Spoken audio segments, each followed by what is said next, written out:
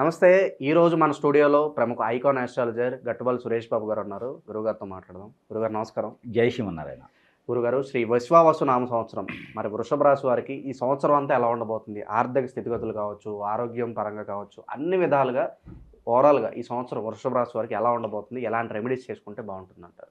అయితే మీకు ముందుగా ఉగాది శుభాకాంక్షలు. మీకు కూడా. విశ్వవాసు నామ సంవత్సరానికి స్వాగతం. అలానే స్వాగతం అంటే నేను కూడా అందులోనే వెళ్ళిపోతాను. అందరూ వెళ్ళిపోతాం దానిలో. అందులో అయితే మనకి విశ్వవాసు నామ సంవత్సరం చాలా గొప్ప సంవత్సరం అని చెప్పుకోవచ్చు మనకి. అయితే మనకి ఇందులో వారికి వృషభ రాశి వారికి ఆదాయం 11, వ్యాయం 5, రాజ్యపూజ్యం 1, అవమానం 3గా పరిగణిస్తుంది. అయితే మనకి ఆదాయం 11 ఉంది కాబట్టి గ్రహాలన్నీ కూడా కొంత అనుకూలంగానే ఉన్నాయని చెప్పొచ్చు. వీరు చేసేటువంటి వ్యాపార వృత్తి అందు కూడా అంటే ఆల్రెడీ మొదలుపెట్టి చేసినటువంటి వారికి ఇంతకుముందు ఏదైతే ఉందో లాస్ట్ సంవత్సరం బాధపడేటువంటి వారికి వ్యాపార వనరులు తగ్గినాయి అనుకునే వారికి మళ్ళీ కూడా ముమ్మరంగా వచ్చేందుకు కూడా అవకాశాలు బాగానే ఉన్నాయి.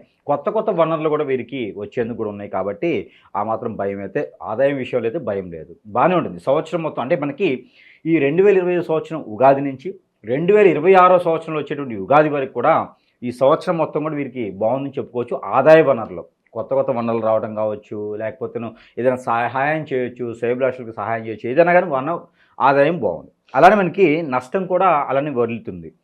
నష్టం తక్కువ ఉంది కాబట్టి పర్వాలేదు, ఏదైనా ట్యాక్స్ రూపంగా కావచ్చు, ఏదైనా వీరికి ఇంకొంచెం నష్టం ఎట్లా అంటే ఆరోగ్యపరంగా నష్టపోయేదానికి కొంచెం ఎక్కువ కనిపిస్తుంది. నష్టము అంటే ఒక డబ్బు విషయమే కాదు, అన్ని విధాలుగా నష్టపోయేదానికి కనబడుతుంది కాబట్టి ఆ మేర కొంచెం జాగ్రత్తగా ఉంటే మంచిది. అది కూడా ఏ మాసం అనేది చూద్దాం. అయితే మనకి రాజ్యపూజ్యం 1 అన్నారు. అంటే మనకి గౌరవించేవాళ్ళు కానీ వీరంటే గొప్పవారు, వృషభ రాశి వారు చాలా గొప్పవారు అని చెప్పుకునేది చాలా తక్కువ ఉంది. మన పని మనం చేసుకుంటూ వెళ్ళిపోవడం మంచిదప్పుడు. మనం ఎంత హెల్ప్ చేసినా ఎంత సహాయం చేసినా అది ఎవరో చేశారు అనుకుంటారు తప్పితే 10 మందిలో ఒకరిలానే ఘాటిని కట్టేస్తారు. ఆ క్రెడిట్స్ అనేది మనకు రాదంటారు. అంటే వస్తుంది కానీ తక్కువ, మనం ఎక్స్పెక్ట్ చేసినంత క్రెడిట్ అయితే రాదు. సో అందుకని చెప్పేసి కొంచెం సహాయం చేయండి కానీ ఎక్స్పెక్ట్ చేయకండి. లవ్ చేయండి, మళ్ళీ కోరుకోకండి. అట్లా వన్ సైడ్ లవ్ లాగా సహాయం చేయొచ్చు, అభిమానం చేయండి, కానీ వాళ్ళు ఏదో పొగుడుతారని చెప్పి సహాయం చేయకూడదు. అలానే మనకి ఆ అవమానం వచ్చేసి 3గా కనిపిస్తుంది. అంటే రాజ్యపూజ్యం కన్నా అవమానం అనేది కొంత ఎక్కువగా కనిపిస్తుంది. అంటే మీరు ఏం చేయకపోయినా సరే మీరు మాటపడవచ్చు, అంటే మీ గౌరవం రాకపోయినా కూడా మాటపడే తత్వం ఎక్కువగానే ఉంటుంది. కాకపోతే ఎవరికి సహాయం చేసినా వదిలేయండి, కానీ మాటపడే కూడా మీరు వదిలేయాలి. ఇప్పుడు ఎవరో వచ్చాడు, ఆ పెట్టేవాళ్ళు అమ్మ అంటారు, తింటారు, కడుపు నిండా తినేసి ఆ పెట్టేవారే పక్కింటి బుద్ధి బాగానే పెడతారు మాకు, ఇలా ఉంటుందన్నమాట. అందుకని చెప్పేసి అవమానపడ్డా కూడా ఎవరైనా ఏదైనా మాట అన్నా కూడా అవి మీరు తుడిచేసుకోకపోతే రానున్న కాలంలో మీరు గొప్పవారు అవుతారు. అంటే మాట పడ్డ వారందరూ కూడా చెడ్డవాళ్ళు కాదు కదా. అందుకని రాముల వారి సైతం కూడా మాట పడ్డారు, చెడ్డవాడయ్యారా, దేవుడయ్యాడు. పడ్డవాడు చెడ్డవాడు కాదు అంటారు కదా. పడడం అంటే వీళ్ళు వచ్చేసి కాళ్ళకి చెప్పులు తగిలేసి ఎదురుగా తగిలి కింద పడటం కాదు, మాట పడడం అనగానే గురువుగారు పడమని చెప్పేసి అని ఏదో దాన్ని తగిలి కింద పడుతూ ఉంటారు. అలా కాకుండా మాట పడటం, ఎదుటి వాళ్ళు ఏదైనా అన్నా కూడా సరిదిద్దుకొని వెళ్ళిపోవడం, అది గొప్పవాడి లక్షణం. వృషభ రాశి వారికి గొప్పవాళ్ళ లక్షణాలు చాలా ఉంటాయి. ఇలాగా అందులోని ఈ సంవత్సరం వీరు వెలుగు తీసుకోవచ్చు. రత్నాలు వీళ్ళు మట్టిలో మాణిక్యాలు అనమాట. వెలుగు తీసుకొని వీరి పనులు వీరు చేసుకుంటూ వీరికి ఉన్నటువంటి నాలెడ్జ్ ఏదైతే ఉందో నలుగురిని కలిపి ఒకే దాటికి తీసుకొచ్చి కూర్చోబెట్టేసి ఏదైనా వనరులు కానివ్వండి, ఏదైనా వ్యాపార నిమిత్తంగా ఏదైనా ఇండస్ట్రీలు మొదలుపెట్టడానికి కూడా చాలా అనుకూలమైనటువంటి కాలంగా, అనుకూలమైనటువంటి విశ్వవాసనామ సంవత్సరంలో వీరికి చాలా అనుకూలంగా ఉంది. కాబట్టి వీరు విస్తీరణ చేయడానికి, ఏదైనా పెద్ద పెద్ద సంస్థలు విస్తీరణ చేయడానికి, సాఫ్ట్వేర్ కంపెనీల్లో జాబ్ చేయడం కాదు, కంపెనీలనే నిర్వర్తించడానికి అనుకూలంగా ఉంటుంది. CEO సైతం కాకుండా ఆ కంపెనీని నిర్వర్తించేసి చైర్మన్ సైతంగా వీళ్ళు లేదంకి చాలా అనుకూలంగా ఉంది. అందులోనూ వృషభ రాశి వారికి ఈ సంవత్సరం అయితే ఇంకా బాగా అనుకూలంగా ఉంది. రైతులుగా కొత్త కొత్త పంటలు పండించేదానికి, కొత్తవి పంటలు పండించేదానికి చాలా అనుకూలంగా అనిపిస్తుంది. దానిలో లాభాలు కూడా బాగానే వస్తాయి అంటారు.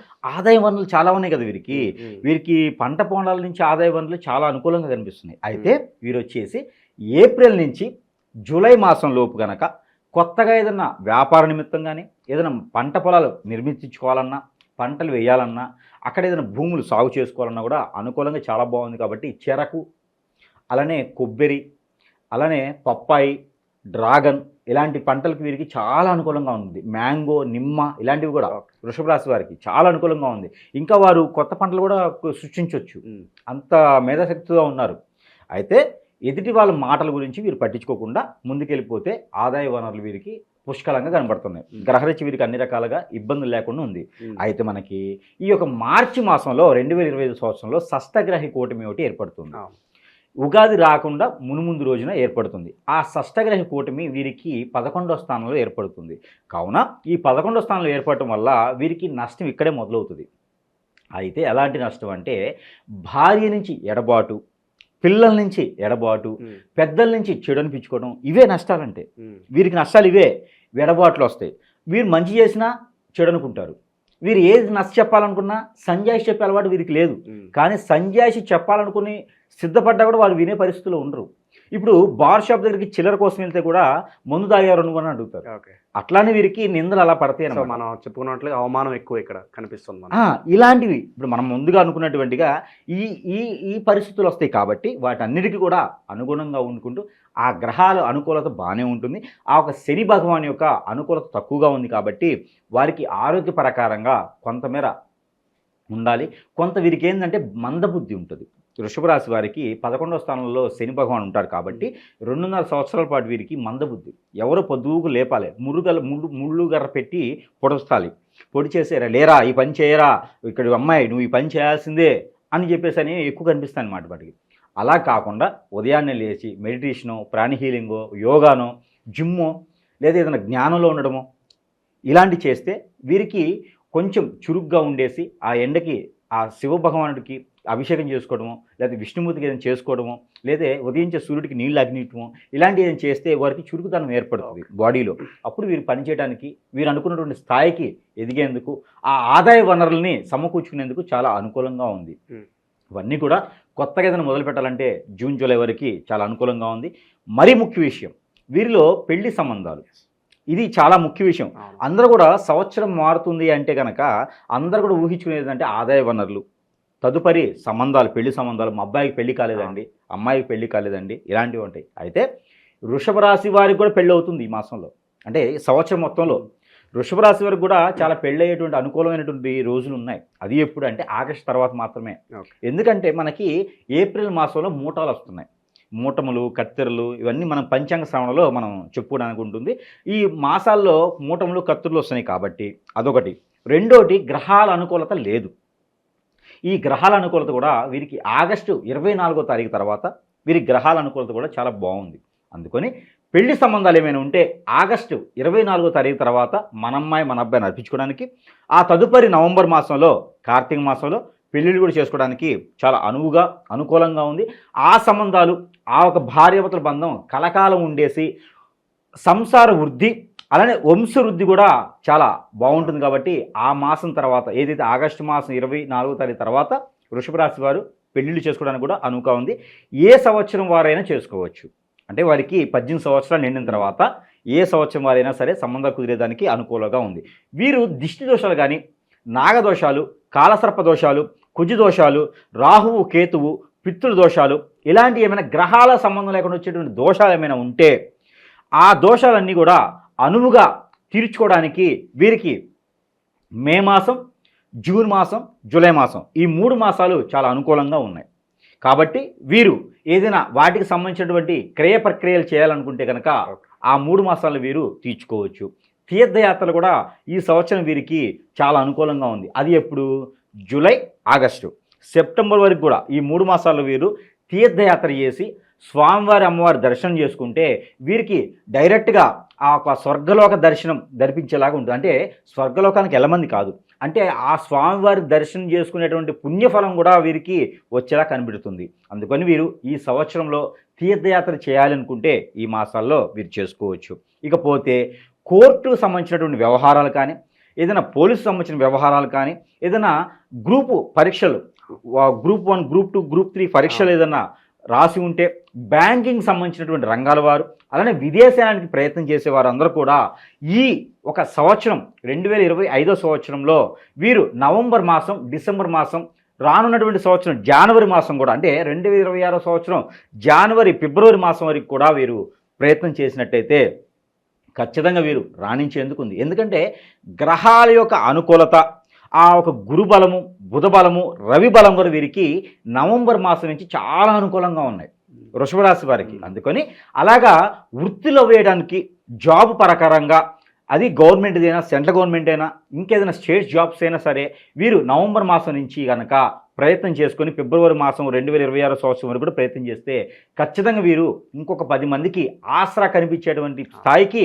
వెళ్ళేలా ఉంటుంది. కాబట్టి ఆ మేర ప్రయత్నం చేయొచ్చు. ఇకపోతే రానున్నటువంటి 2026 సంవత్సరం ఉగాది వరకు కూడా వీరికి కొన్ని పరిహారాలు చేసుకున్నట్టయితే ఇంకా వీరికి చాలా అనుకూలంగా ఉంటుంది. ఆ గ్రహాల రీత్యా ఉన్నటువంటి అశుభ దృష్టి కూడా శుభదృష్టిగా మలుచుకునేందుకు ఆ గ్రహాల యొక్క స్థితిగతులన్నీ కూడా వీరికెళ్ళి మంచి శుభదృష్టిగా ఉండేందుకు చిన్న పరిహారాలు వీరు మాస పరిహారాలుగా కాకుండా సంవత్సరం మొత్తం కూడా వీరికి కుదిరినప్పుడు చేసుకుంటే సరిపోతుంది. ఏ నెలైనా చేసుకోవచ్చు సంవత్సరంలో. ప్రతి మాసం చేసుకుంటే ఇంకా మంచిది. ఆ మాసంలో ఉన్నటువంటి గ్రహస్థితి వీరికి అనుకూలంగా మారుతుంది. ఇప్పుడు మనం ఏదైతే ఆదాయం, నష్టం, అలానే రాజపూజ్యం, అవమానం ఉన్నాయో ఇవి కొంతమేర వెసులుబడి కనిపిస్తుంది. ఆ గ్రహాల నుంచి కొంతమేర మంచి శుభదృష్టి ఉంటుంది. కాబట్టి ప్రతి మాసంలో కూడా వీరు ఏదో ఒక రోజున చేసుకోవచ్చు.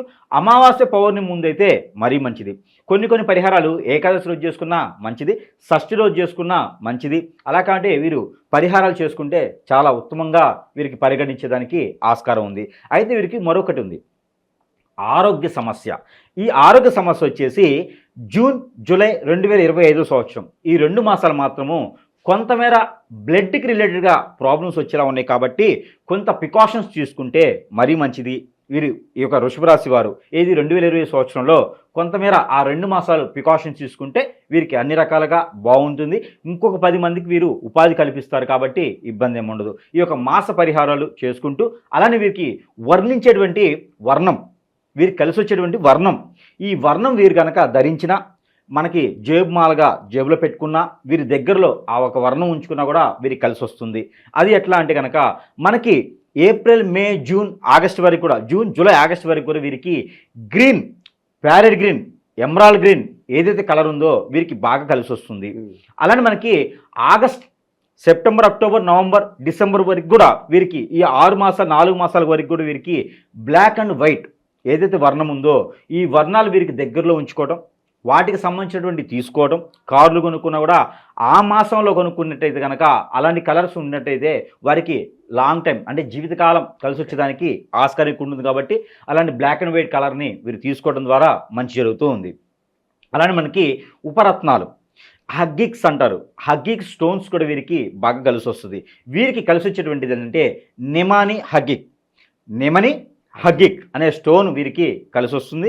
మరొక స్టోన్ వీరికి ఉప్పల్ అంటే మూన్ స్టోన్, ఉప్పల్ స్టోన్ వీరు సాధారణంగా ఆ ఉత్పత్తులు అయ్యేదానికి, సాధారణంగా వృద్ధి అయ్యేదానికి వీరు పెట్టుకోవచ్చు. దిష్టి దోషాలన్నీ కూడా వీరికి తొలగిపోతాయి. మైండ్ పరంగా స్ట్రెస్ ఫీల్ కూడా వీరికి తగ్గుతుంది. ఆర్థికమైనటువంటి ఇబ్బందులు కూడా తొలగిపోతాయి. ఇది జాతకం చూసుకునే అవసరం లేదు. కామన్గా వృషభ రాశి అయితే చాలు ఈ స్టోన్స్ పెట్టుకోవచ్చు. వీరు మాల ధరించాలనుకుంటే కనుక ఏకముఖి అలానే పంచముఖి రుద్రాక్ష కోరి వీరు ఈ మాసంలో కనుక ఈ సంవత్సరం మొత్తంలో ఎప్పుడైనా ధరించవచ్చు. అందులో వీరు ప్రత్యేకించి ఏప్రిల్ లేదా ఆగస్టు లేదా కార్తీక మాసం నవంబర్లో అయినా వీరి ఒక స్టోన్ని ధరించినట్టయితే లేదా ఈ యొక్క రుద్రాక్షని ధరించినట్టయితే వీరికి అదృష్టం అనేది బాగుంటుంది. రుద్రాక్షకి ఎటువంటి నియమం అవసరం లేదు. ఆడవాళ్ళు పెట్టుకోకుంటే సరిపోతుంది. మగవారికి అయితే బాగా పనిచేస్తుంది రుద్రాక్ష. ఆడవాళ్ళు వేసుకోవాలంటే కనుక స్ఫటికమాల ఆడవారు వేసుకోవచ్చు, చేతికైనా సరే వేసుకోవచ్చు, ఇబ్బంది అయితే ఉండదు. అలానే వీరికి మాస పరిహారాలు వచ్చేసి వీరికి ఏదైతే ప్రతి వారము లేదా ప్రతి అమావాస్య ముందు లేదా పౌర్ణమి ముందు కుదిరిన సమయంలో చేసుకోవచ్చు.